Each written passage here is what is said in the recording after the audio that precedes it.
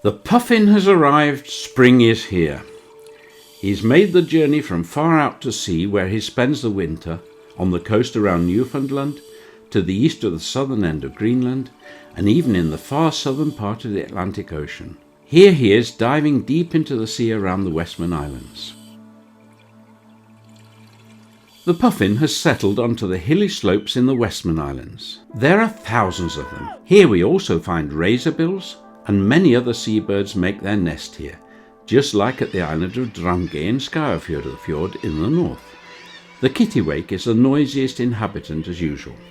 Marino Sigursteinsson, a plumber in the Isles, thought up the idea of photographing the nesting holes of the puffin with the same equipment he uses to take pictures of busted sewer pipes. In this way, he was able to keep tabs on the behaviour and antics of the birds and their chicks in a way that had never been done before.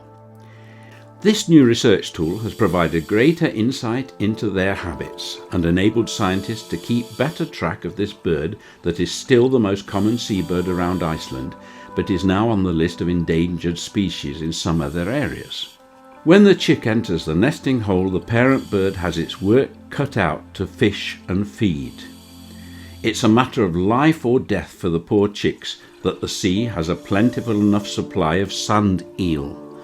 The puffin, however, lives longer than many other birds, so in the long run, temporary dearth of food does not have a lasting effect on the adult population.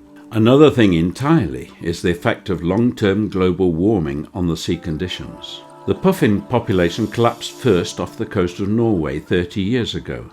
Then followed Scotland, Faroes, and now the same thing seems to be happening here in Iceland.